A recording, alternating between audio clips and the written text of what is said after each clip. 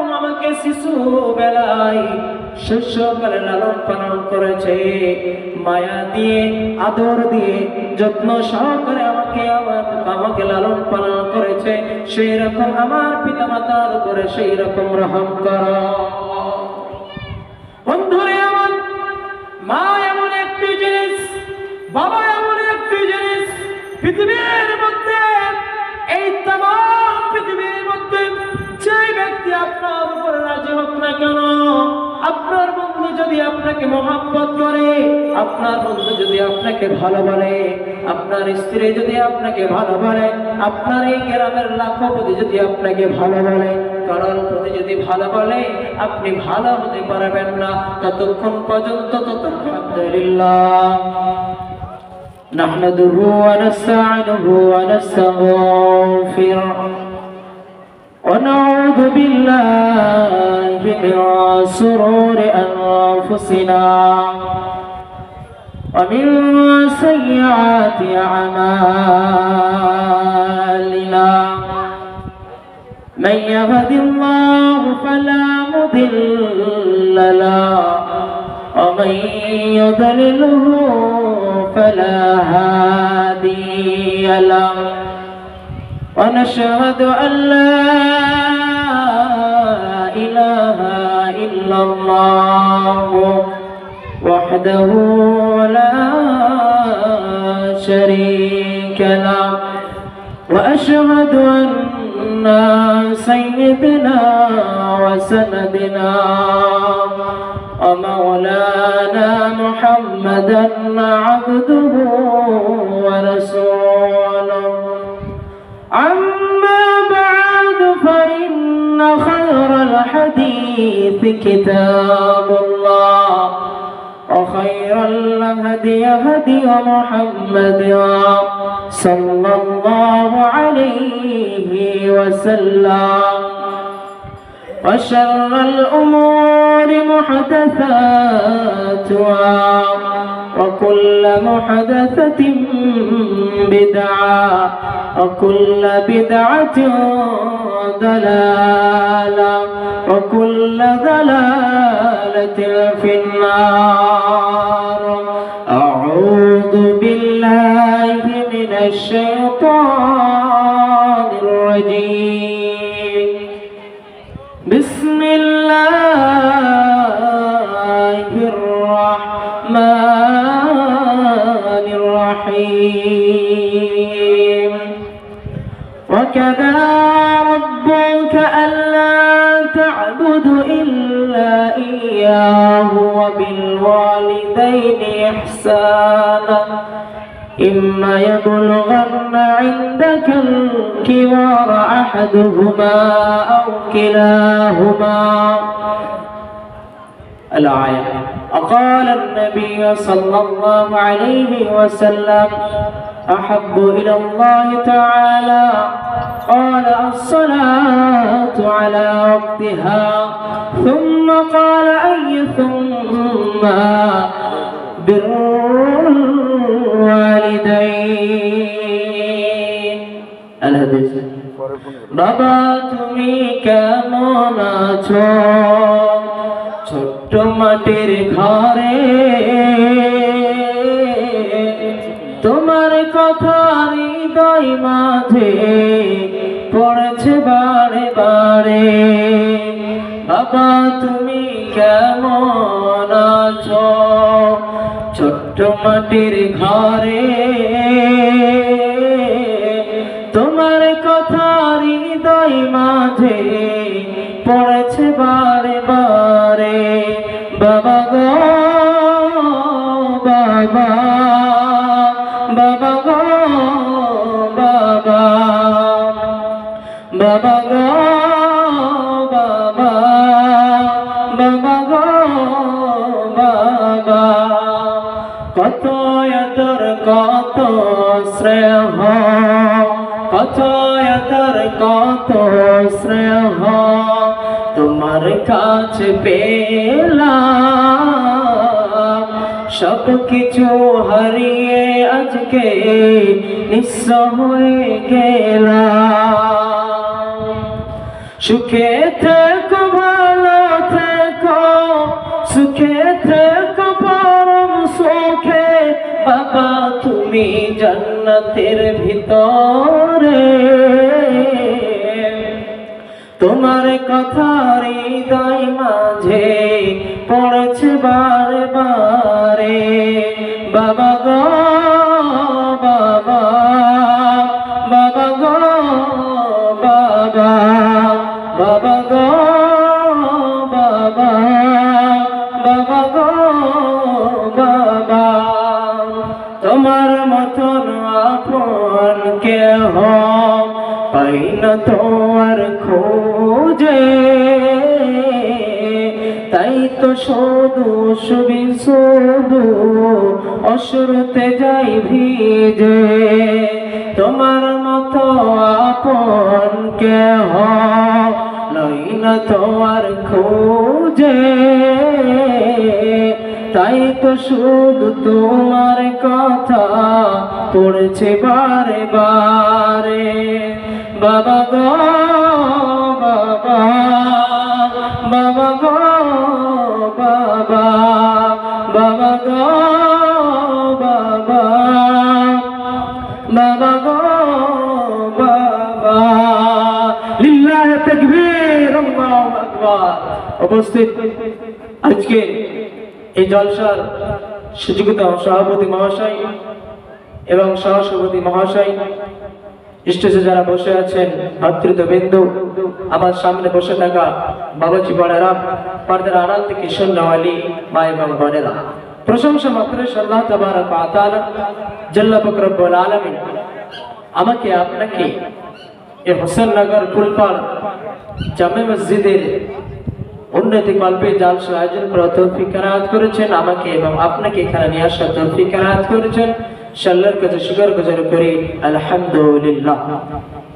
আল্লাহর প্রশংসার পরে পরে আমাদের ধর্মের গুরু কর্মে নেতা আমিন আল্লাহ মুরুদুল আলাকে নামদার তসদির মাদানী আহমদ মুস্তাফা মুহাম্মদ মুস্তাফা সাল্লাল্লাহু তাআলা আলাইহি ওয়াসাল্লাম তিরাউলাহু সালাম মুর্শিদ হক, আল্লাহুম্মা আমিন, আল্লাহুম্মা সাল্লি আলাইহি ওয়া বারিক ওয়াসাল্লিম।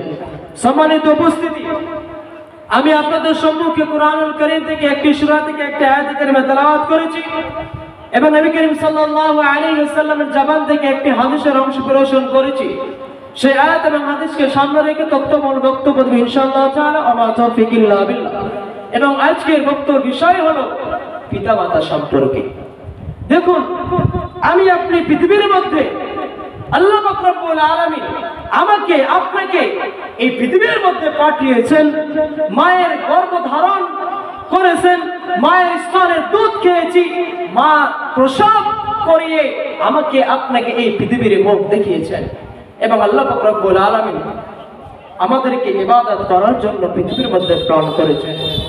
এই পৃথিবীর মধ্যে যত ইবাদত রয়েছে, আপনার নামাজ, রোজা, হজ, যাকাত, দান, সাদকা, অর্থাৎ আসমান এবং জমিনের মধ্যে যতগুলো ইবাদত রয়েছে, আপনি সব ইবাদতগুলো যদি করে থাকেন, আপনি নামাজ পড়েছেন, রোজা রেখেছেন, দান করেছেন, সাদকা করেছেন, অনেক ভালোই কাজ করেছেন, কিন্তু আপনি আপনার পিতামাতার সঙ্গে সৎ ব্যবহার করেন নাই, আপনার সমস্ত আমল বৃথা চলে যাবে। তাই এই পৃথিবীর মধ্যে জান্নাত কেনার মাধ্যম হলো একটা, এই পৃথিবীর মধ্যে জান্নাত কেনার লোক হচ্ছে দুইটি, একটা হচ্ছে মা, একটা হচ্ছে বাবা। এই মা এবং বাবাকে যারা এই দুনিয়াতে পেল এবং পেয়ে তাদের সেবা যত্নই মশগুল হয়ে পড়ে থাকলো, তাদের সেবা করলো, তাদের দেখভাল করলো, তাদেরকে খাবার দিল, তাদের আদর্শ মায়া মমতা দিয়ে আবদ্ধই বাঁধনে বেঁধে রাখলো, তারা জান্নাত অর্জিত করতে পারলো। এবং যারা মা পেল, বাবা পেল এবং যারা জান্নাত অর্জিত করতে পারলো না, তার চাইতে এই আসমান এবং জমিনের মধ্যে তার চাইতে হতভাগা ব্যক্তি আর কেউ নেই। তাহলে পৃথিবীর মধ্যে ইবাদতের মধ্যে অন্যতম ইবাদত হলো পিতামাতার সঙ্গে সৎ ব্যবহার করা, উত্তম আচরণ করা। এই পিতামাতা সম্পর্কে অনেক কোরআন, অনেক হাদিস, অনেক ঘটনা রয়েছে। আপনাদেরকে একটু একটু করে ইনশাআল্লাহ শোনাবো। আমাকে আপনাকে জানতে হবে যে আল্লাহ পাক রব্বুল আলামিন আমাকে আপনাকে পৃথিবীর মধ্যে প্রেরণ করলেন, তিনি তিনার ইবাদত করার জন্য প্রথমত বললেন, তারপরে পিতামাতার সম্পর্কে কথা বললেন। আল্লাহ পাক রব্বুল আলামিন কোরআন কারীমের মধ্যে জানিয়ে দিলেন, ওয়াকাযা রাব্বুকা আল্লা তা'বুদু ইল্লা ইয়্যাহু ওয়া বিল ওয়ালিদাইনি ইহসানা। আল্লাহ পাক রব্বুল আলামিন বললেন, প্রথমত ইবাদত করবে আমার, তারপরে তোমরা তোমাদের পিতামাতার ইবাদত করো, পিতামাতার সঙ্গে সৎ ব্যবহার করবে। এবং দুইজনের মধ্যে যখন কাউকে বার্ধক্যপ্রাপ্ত হয়ে যাবে, যখন কাউকে বৃদ্ধ অবস্থায় পেয়ে নেবে, তাদের কাঁধে নাক ছিটকাবে না, কান ছিটকাবে না, তাদেরকে শব্দ দিয়েও বলবে না, তাদেরকে ধমক দিয়ে কথা বলবে না। আল্লাহ পাক রব্বুল আলামিন প্রথমত বললেন আমার ইবাদত করবেন। আল্লাহ পাক রব্বুল আলামিন বললেন তোমরা আমার ইবাদত করবে, ওয়াবিল ওয়ালিদাইনি ইহসানা, তারপরে তোমরা তোমাদের পিতামাতার সঙ্গে সৎ ব্যবহার করবে, ইবাদত করবে। আমরা আল্লাহকে তখন বলবো, হে আল্লাহ পাক রব্বুল আলামিন, আমরা তো আপনার ইবাদত কিভাবে করব জানি, কিন্তু পিতামাতার ইবাদত কিভাবে করব আমরা তো জানি না। তখন আল্লাহ পাক রব্বুল আলামিন বললেন, যখন তোমরা দুজনের মধ্যে কাউকে যখন একজনকে পেয়ে নেবে বা দুইজনকে যখন পেয়ে নেবে, তাদের কথা শুনে তাদের কথাই বিরক্ত হয়ে শব্দটিও বলো না, তাদেরকে ধমক দিয়ে কথা বলো না। এবং তাদের জন্য রহমতের দোয়া করো, তাদের জন্য মাগফিরাতের জন্য দোয়া করো, তাদের জন্য শান্তির জন্য দোয়া করো। আর এই দোয়া তোমরা কিভাবে দোয়া করবে, কি বলে দোয়া করবে, আল্লাহ পাক রব্বুল আলামিন জানিয়ে দিলেন, আকুর রাব্বিরহামহুমা কামা রাব্বায়ানি সগীরা। হে আমার পালনকর্তা প্রভু, আমার পিতামাতার উপরে সেই রকম রহম করো যে রকম আমাকে শিশু বেলায় শৈশবকালে লালন পালন করেছে, মায়া দিয়ে আদর দিয়ে যত্ন সহকারে আমাকে লালন পালন করেছে, সেই রকম আমার পিতামাতার উপরে সেই রকম রহম করো।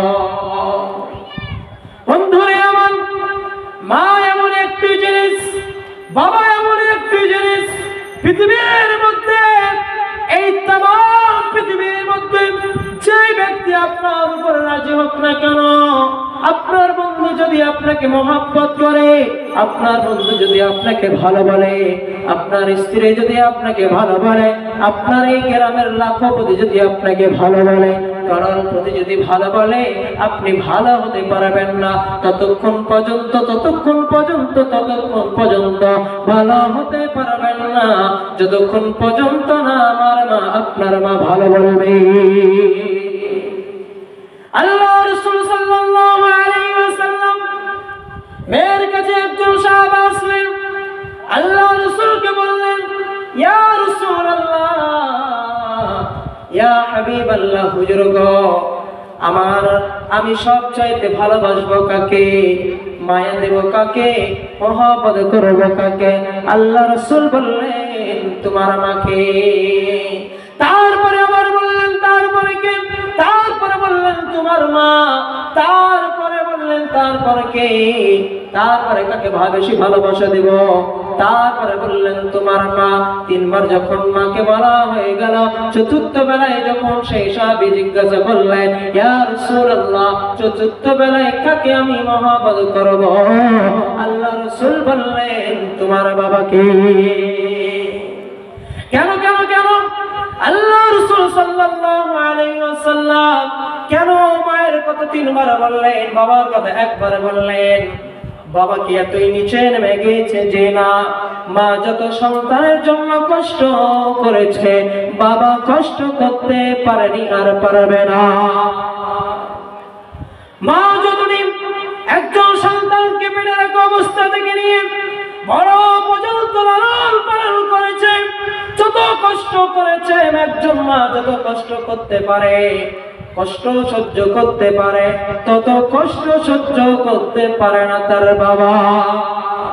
কেননা এই জন্য আল্লাহ পাক রব্বুল আলামিন বললেন, ওয়াসাইনাল ইনসানু বিওয়ালিদাইহি হামালাতুহু উম্মুহু ওয়াহানান আলা ওয়াহানিন ওয়া ফিসালুহু আমাইন। কেননা মা তিলখানা কষ্ট বেশি করেছে। মা সেই সন্তানকে 10 মাস 10 দিন গর্ভধারণ করে পেটের মধ্যে রেখেছে। 2 নাম্বার হলো সন্তান প্রসব যন্ত্রণা সহ্য করেছে। 3 নাম্বার হলো আমি আপনি যখন পৃথিবীর মধ্যে এলাম, আমার মা আপনার মা 2.5 বছর আমাকে আপনাকে দুধ পান করিয়েছে। একজন বাচ্চা ছেলে তার মার কাছে একটি কাগজ নিয়ে আসলো, হিসাবের কাগজ নিয়ে আসলো। তিনার মাকে বলছেন, মা আমি তোমার কাছে 50 টাকা পাবো। সন্তানকে বলছে, ও আব্দুর রহমান, তুমি আমার কাছে কিভাবে 50 টাকা পাবে? আমি তো তোমার কাছ থেকে ধার নেই নাই, তবুও তুমি আমার কাছ থেকে কিভাবে 50 টাকা পাবে? সেই সন্তান বলছে, মা আমি 3টি কাজ তোমার কথা শুনে আমার কাছে পরিচয় রয়েছে, আমার কাছে লিস্ট রয়েছে, এক এক করে শোনো। মা সেই সন্তানকে বলছে, ও বেটা তুমি বলো তোমার প্রথম প্রশ্নটা কি? সেই সন্তান বলছে, মা তুমি যখন ঘুমাতে যাও প্রতিদিন রাত্রে বেলা আমি মশারি টাঙিয়ে দিই, এই জন্যই 20 টাকা। তারপরে তুমি যখন কাজ করো আমি তোমার সঙ্গে কাজে হাত লাগাই, এই জন্য 20 টাকা। আর আমি যখন আসরে নামাজ পড়ে নেওয়ার পরে ওই ছোট্ট বোনটাকে নিয়ে বেড়াই, এই জন্য 10 টাকা। আমি তোমার কাছে 50 টাকা পাবো। তখন মা বলছে, বেটা রে তুমি তো তোমার হিসাব দিয়ে দিলে, এবার তুমি আমার হিসাব শুনে নাও। কেন আমার হিসাব আমার নয়, আমার বাবার নয়, কোনো মানুষের নয়, আমার হিসাব আল্লাহ পাক রব্বুল আলামিন করে রেখেছেন। বেটা তুমি বলো, তুমি শুনে নাও, তুমি শুনে নাও। আমি তোমাকে 1 নাম্বার যে কষ্ট করেছি, যে তুমি মুসরি দাও, আমি তোমাকে 10 মাস 10 দিন গর্ভধারণ করে পেটের মধ্যে রেখেছি।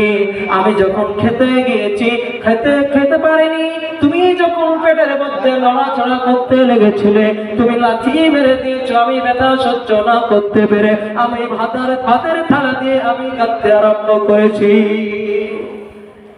তুমি আমাকে আবার কি দেবে বলো? সে সন্তান তো জানে না।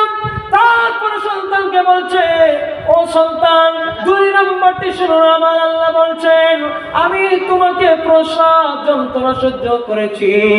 আমি তোমাকে এই পৃথিবীর মধ্যে পুষ্ট করতে গিয়ে, এই পৃথিবীর মুখটাকে দেখাতে গিয়ে আমি কতই কষ্ট করেছি। 1 বালতি রক্ত আমার শরীর থেকে বেরিয়ে গেছে, এমনকি আমার পুরো শরীরের রক্তগুলো বেরিয়ে গিয়েছে তোমাকে এই প্রসব দিতে গিয়ে, তোমাকে এই পৃথিবীর মুখ দিতে গিয়ে, মুখ দেখাতে দিতে গিয়ে। তারপরে তিনার মা বলছে, আমার সন্তান তুমি শুনো, আল্লাহ রাসূল বলেছেন, এমন মা একজন মা সন্তান ভূমিষ্ঠ হতে গিয়ে এতই ব্যথা হয় না। কোন মা যদি সন্তান প্রসব করতে গিয়ে কোন মা যদি মারা যায়, আল্লাহ পাক রব্বুল আলামিন তিনাকে শহীদি মৃত্যু দান করবেন। আর কোন মা যদি সন্তান নষ্ট করার পরে জীবিত থাকে, যেমন শহীদরা মুজাহিদরা জিহাদ করে বাড়ির মধ্যে ফিরে আসে, তাদেরকে গাজী বলা হয়, তাদেরকে গাজী রূপে পৃথিবীর মধ্যে তাদেরকে প্রত্যাবর্তন করা হয়। এতই মা কষ্ট করেছেন, এত আমার মা, আপনার মা আমাকে আপনাকে এই পৃথিবীর সুন্দর মুখ দেখাতে গিয়ে, এই পৃথিবীর লালসময় দুনিয়াটাকে দেখাতে গিয়ে আমার মা আপনার মা কতই না কষ্ট করেছে। 3 নম্বরে মা বলছে, ও আমার বেটারে তোমরা শুনে নাও, ও আমার সন্তান তুমি শুনে নাও, এবং আমি তোমাকে 2.5 বছর দুধ পান করিয়েছি। এবার বলো তুমি আমাকে কি দেবে? আল্লাহ রাসূল সাল্লাল্লাহু আলাইহি সাল্লামের কাছে একজন সাহাবী আসলেন। সাহাবীটা আল্লাহর রাসূলকে বললেন, ইয়া রাসূলুল্লাহ, আমি আমার মায়ের দুধের ঋণ আমি শোধ করতে পেরেছি। আল্লাহর রাসূল বললেন, আমার সাহাবী, তুমি বলো বলো বলো, তুমি কি করেছো? এই জন্য তুমি বলছো যে তুমি তোমার মায়ের ঋণ শোধ করতে পেরেছো, দুধের ঋণ শোধ করতে পেরেছো। সেই সাহাবীটি বলছেন, ইয়া রাসূলুল্লাহ, আমার বিদ্যমানকে আমি হজ করতে নিয়ে গেছি। আমি আমার মাথার মধ্যে চড়িয়ে নিয়ে আমি মাথার মধ্যে নিয়ে ঘোরাফেরি করেছি। 7 চক্কর আমি কাবা শরীফের মধ্যে লাগিয়েছি। সাফা মারওয়া আমার মাথায় ভার করে আমি নিয়ে গিয়েছি। আমি মনে করি আমি আমার মায়ের দুধের ঋণ শোধ করতে পেরেছি। আল্লাহ রাসূল বলছেন, ও আমার সাহাবীরা, তুমি ভুল ধারণা, তোমার ভুল ধারণা। তুমি কোনোদিন মায়ের ঋণ শোধ করতে পারবে না। তোমার গায়ের শরীরের বুকের চামড়া, মুখের চামড়া, এই বুকের চামড়া, পেটের চামড়া, পুরো শরীরের চামড়াকে যদি কেটে দিয়ে যদি জুতো তৈরি করে দেওয়া হয়, আর জুতো যদি সেই জুতো মা যদি পড়ে থাকে, কিয়ামত পর্যন্ত যদি পায়ে পড়ে থাকে, চলাফেরা করে, তবুও মায়ের দুধের ঋণ শোধ হবে না। গায়ের চামড়াগুলোকে যদি কেটে দিয়ে যদি দিয়ে দেওয়া হয়, ছুটি করে দিয়ে দেওয়া হয়, তবুও মায়ের দুধের ঋণ শোধ হবে না। বন্ধুরে আমার, বাবা জীবনেরা, তাহলে সেই মা, সেই বাবা, সেই মা আমাকে আপনার জন্য কতই না কষ্ট করেছে। বন্ধুরে আমার, পর্দানশী মা এবং বোনেরা, এই জন্য আল্লাহ রাসূল সাল্লাল্লাহু আলাইহি সাল্লাম 3 বার বললেন যে তোমার মা, তোমার মা, তোমার মা। তারপর বললেন, বাবা, বাবা কি কষ্ট করে নাই? বাবা তো কষ্ট করেছে, বাবা তো কষ্ট করেছে, বাবা কষ্ট করেছে ঠিকই, কিন্তু মা যে 3টি ধরন ক্ষমতা নিয়ে কষ্ট সহ্য করেছে, বাবা করতে পারে না। কেন? তো বাবা তার সন্তান জন্ম দিতে পারে না, বাবা তো দুধ পান করাতে পারে না, বাবা তো প্রসব দিতে পারে না। এই জন্য আল্লাহ পাক রব্বুল আলামিনের নবী মায়ের কথা 3 বার বললেন, বাবার কথা 1 বার বললেন। আমার বাবা, আপনার বাবা আমাকে আপনাকে এই পৃথিবীর সুন্দর মুখ দেখাতে গিয়ে, আমার আপনার গায়ের মধ্যে সুন্দর পোশাক পরিধান করতে গিয়ে আমার বাবা, আপনার বাবা কতই না কষ্ট করেছে। এই রোদের দিনে তাপমাত্রার সময় 40 ডিগ্রি সেলসিয়াস, 42 ডিগ্রি সেলসিয়াস, তবুও এই সেলসিয়াসের মধ্যে মাঠের মধ্যে কাজ করেছে। এই ঈদ চলে গেল, কত বাবা তার গায়ের মধ্যে সুন্দর পোশাক পরে নাই, কিন্তু সন্তানকে পোশাক পরিধান করে দেওয়ার জন্য ওই রোজা মুখে বাবা কষ্ট করে কাজ করেছে। ওই মাকে যদি, ওই বাবাকে যদি আমি আপনি যদি কষ্ট দিয়ে দিই, এই পৃথিবীর মধ্যে লাঞ্ছিত, অমানিত, ঘৃণিত হবে এবং আখিরাতের মধ্যে আমাকে আপনাকে লাঞ্ছিত হতে হবে। আমি আপনি যদি মায়ের কথাকে অবাধ্য করে দিই, বাবার কথাকে অবাধ্য করে দিই, মাকে যদি সেবা যত্ন না করি, মায়ের কথা শুনে যদি বিরক্ত হয়ে যায়, বাবার কথা যদি শুনে বিরক্ত হয়ে যায়, তাদেরকে ধমক দিয়ে কথা বলি, আপনার কোনো ইবাদত গ্রহণযোগ্য হবে না। আল্লাহ রাসূল সাল্লাল্লাহু আলাইহি সাল্লামের যুগে একজন সাহাবী, আল-কালামাকে একজন সাহাবী, তিনি মৃত্যু অবস্থা কনিষ্ঠ হয়ে গিয়েছেন। পৃথিবীর মধ্যে অনেক ভালো কাজ করেছে, যখন সে মৃত্যুবরণ করবে, সে তার মধ্যে কালেমা উচ্চারিত হচ্ছে না। সাহাবায়ে কেরামকে আল্লাহ রাসূল বললেন, যাও যাও যাও যাও যাও, তার সামনে কালেমা পড়া, তবুও তার সামনে কালেমা উচ্চারিত হচ্ছে না। তারপরে আল্লাহ রাসূল সাল্লাল্লাহু আলাইহি সাল্লাম সাহাবীদেরকে বললেন, তোমরা কি জানো এই পৃথিবীর মধ্যে এমন কি খারাপ কাজ করেছে, এমন কি পাপ কাজ করেছে যে তার মুখ থেকে কালিমা উচ্চারিত হচ্ছে না? আল্লাহ রাসূল সাহাবীগণ বললেন, ইয়া রাসূলুল্লাহ, এই পৃথিবীর মধ্যে যত ভালো কাজ আছে সবই তো সে করেছে। তারপরে একজন আল্লাহ রাসূল বললেন, তিনার মা কি বেঁচে আছে? আল্লাহ রাসূল বললেন, হ্যাঁ। আল্লাহ রাসূল যখন বললেন তিনার মা কি বেঁচে আছে, আল্লাহ রাসূলকে সাহাবীগণ বললেন, ইয়া রাসূলুল্লাহ, হ্যাঁ, তিনার মা বেঁচে আছে। চলে যাও, মাকে জিজ্ঞেস করো কি হয়েছে, এর মুখ থেকে কালেমা উচ্চারিত হচ্ছে না কেন? যখন যা হলো, যখন গেলেন, যাওয়ার পরে তিনার মাকে বলছেন, ও আলকামারের মা, আপনার সন্তানের কি হয়েছে? আপনার সন্তান কি খারাপ কাজ করেছে? আপনার সন্তান কি নামাজ পড়তো? আপনার সন্তান কি রোজা করতো? আপনার সন্তান কি ভালো কাজগুলো করতো?